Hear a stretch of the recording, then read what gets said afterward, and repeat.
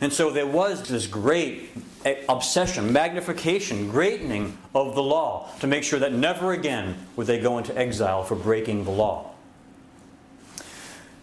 Among the various sects of Judaism, there were many in the time of Jesus, and there was a group called the Pharisees, who had a particular emphasis on keeping the law in absolute, minute detail.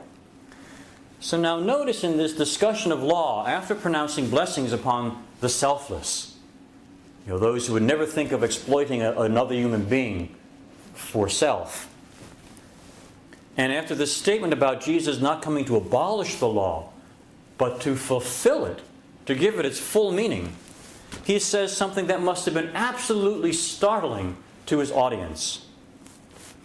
He turns to them and says, "For I say to you, that unless your righteousness surpasses that of the scribes and Pharisees, you shall not enter the kingdom of heaven." They must have thought, what? These men are the most righteous men on earth. They are scrupulous to keep every possible jot and tittle of the law. And you're telling us that our righteousness has got to exceed theirs? And then he goes on to illustrate in something that in Christian terms we would say Jesus magnified the law. That is, he made it greater. My fear is that our understanding of magnification of the law and what Christ did are two separate things.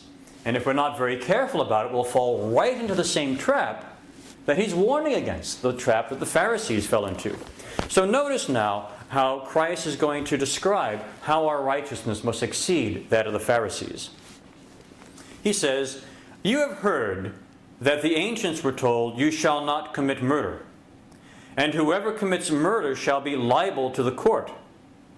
But I say to you that everyone who is angry with his brother shall be guilty before the court, and whoever says to his brother, 'Raca,' shall be guilty before the Supreme Court, and whoever shall say, 'You fool,' shall be guilty enough to go into the fiery hell." Then he continues with another example here in verse 27. He says, "You have heard that it was said, 'You shall not commit adultery.' But I say to you that everyone who looks on a woman to lust for her has committed adultery with her already in his heart." So we see Christ giving a very new take on these commandments, magnifying them. But the danger is that we think that magnifying the law means making it more strict. That in the past you could look, but you couldn't touch. Now you can't even look. In the past you can get angry as long as you didn't kill the object of your rage. But now you can't even get angry. You can't even look down on someone. That's not what's going on here. That's not what Jesus is trying to do. In fact, Jesus is not giving commandments at all. Notice, he did not say, "You shall not lust." And he did not say, "You shall not be angry with your brother. You shall not call him a fool. You shall not put him down or look down upon him." Jesus is not giving commands here.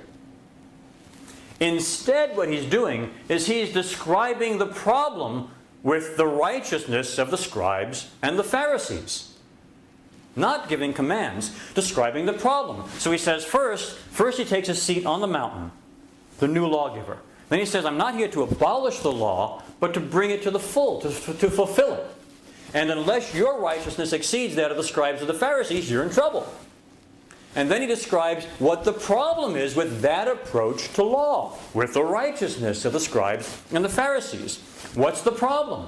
The problem is that they were trying to conform more and more to an ever more strict external law. So they had the law of God, and despite what might be in their hearts, they were conforming externally to obey these commandments for self.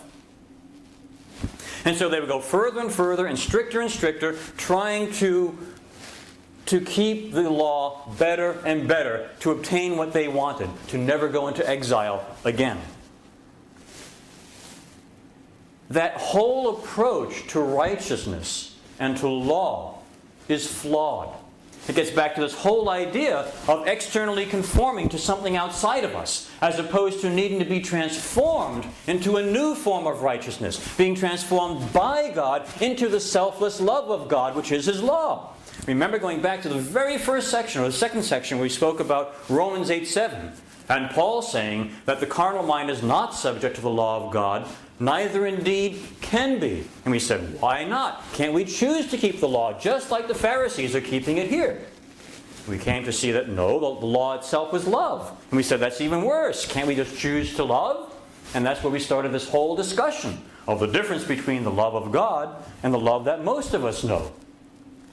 And how we are incapable of consistently 24/7 by 365, always living this selfless love and never missing the mark, never sinning. But God does that all the time. And so the Christian business plan is proposing to change business as usual from this mix of good and evil and this selfish love to bring us to the selfless love of God all the time. And that only happens by transformation, not by external conformance through self-discipline to some set of rules. Still trying to obtain something for the self.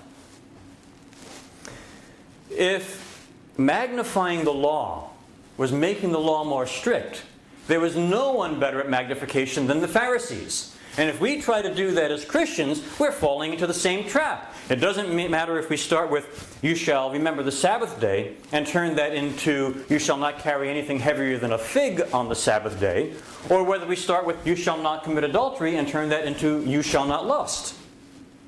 It's the same thing. As long as we're trying to do that, we're taking the wrong approach to righteousness. Going back to our discussion of overcoming sin, we'll never overcome sin if that's our approach.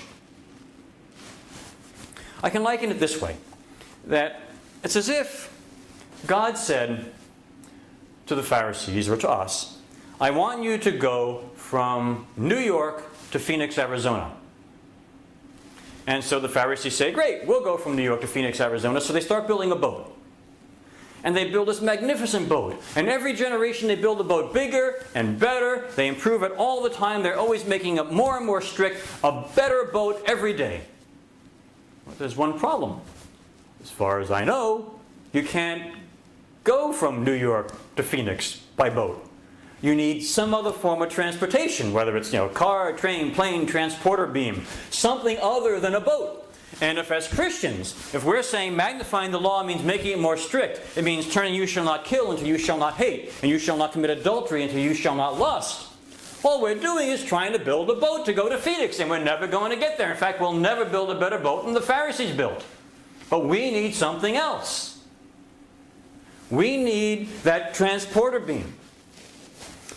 Conformance to external commands is not holiness. It will never bring us to holiness, because the kind of righteousness that God needs for us to live an eternally sustainable lifestyle, to be fit for eternity and never miss the mark, cannot come from our external conformance, choosing for self to conform to these laws. Why? Because when there's something else that will attract self, we'll go there. That's why we must be internally transformed, so that it is our nature to love. And then because it is our nature to love, we will do the things of the law, as we saw back in Romans 13. That is why it's at the heart of the new covenant. Just like Jesus said, I didn't come to abolish the law, I came to fulfill it. Look at the new covenant. The new covenant doesn't do away with the law. In Jeremiah 31 and in verse 33, we see this statement about the new covenant.